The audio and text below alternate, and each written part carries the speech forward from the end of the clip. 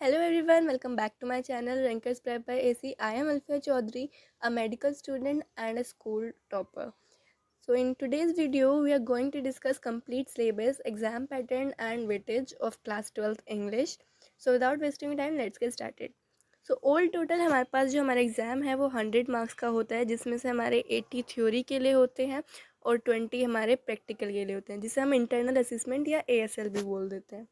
अब हम अपने एग्ज़ाम की बात करें तो हमारा एग्ज़ाम 3 सेक्शंस में डिवाइड होता है, section A, B and C।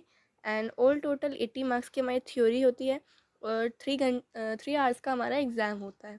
तो सेक्शन A हमारा 22 मार्क्स का होता है reading skills, section B writing skills 18 marks का होता है और सेक्शन C लिटरेचर, जिसमें हमारी फ्लैमिंगो और विस्टास दोनों आते हैं, वो 40 मार्क्स का होता है।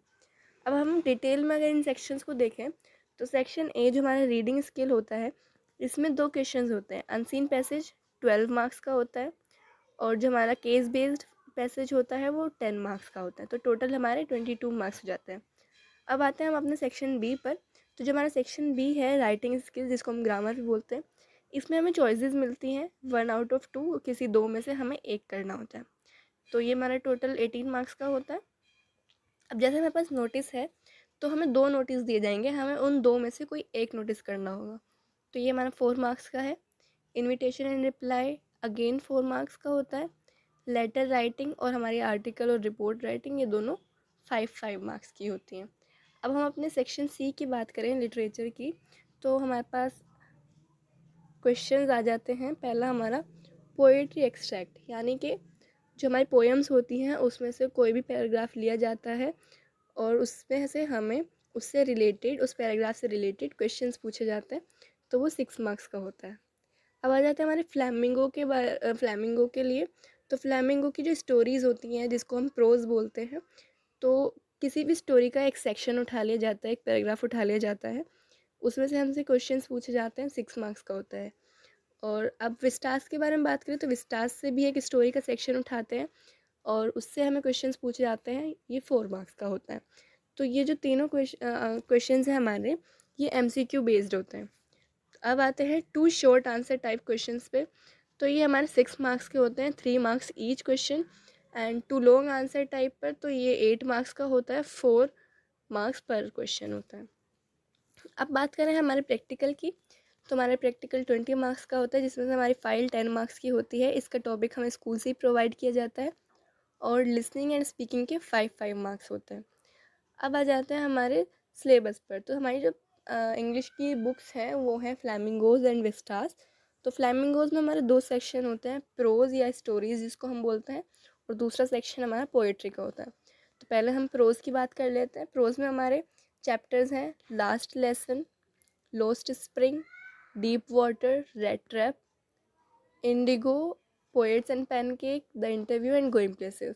अब हम पोएम्स की बात करें तो हमारे पास पोएम है my mother eight 66, keeping quiet, thing of beauty, a road side stand and earn Jennifer's tiger.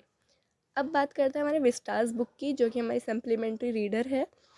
तो इसका फर्स्ट चैप्टर है द थर्ड लेवल, फिर आता है टाइगर किंग, थर्ड चैप्टर है हमारा journey to the end of the earth, fourth chapter है the enemy, fifth is on the face of it, and last chapter is memories of childhood. इसमें हमारे 2 parts हैं। और अब बात करते हैं अगर ग्रामर की सिलेबस की, तो ग्रामर में हमारी notice writing, invitation and reply, letter writing, article writing, report, ये सब आता है। तो हमारे पास ग्रामर में 5 टॉपिक्स हैं।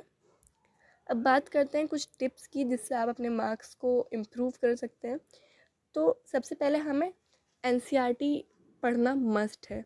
एटलीस्ट ट्वाइस तो हमें NCERT पढ़नी ही चाहिए, क्योंकि जो हमारे एक्सट्रैक्ट बेस्ड क्वेश्चंस हैं वो हम NCERT रीड कर कर ही सॉल्व कर पाएंगे, क्योंकि हमें उससे पता होता है कि किस चैप्टर से एक्सट्रैक्ट लिया जाता है, तो हम उसके क्वेश्चंस इजीली सॉल्व कर पाते हैं। अब आते हैं हमारे राइटिंग सेक्शन या ग्रामर सेक्शन पर। तो इसका फॉर्मेट हमें अच्छे से याद होना चाहिए। अब छोटी छोटी जो चीज़ें होती हैं जिनसे हम अपने स्कोर को मैक्सिमाइज़ कर सकते हैं, वो हैं all authors, themes, character sketch, central idea and meaning of difficult words and notes. तो इसमें सबसे ज़्यादा इम्पोर्टेंट है नोट्स।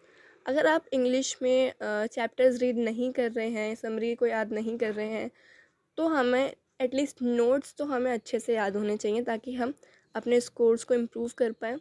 और जो लास्ट टिप है ये हमारी, ये तो हमें बहुत अच्छे से करनी चाहिए लिटरेचर में अच्छे मार्क्स लाने के लिए। Now don't forget to subscribe my channel and like, share and comment, and thank you for watching.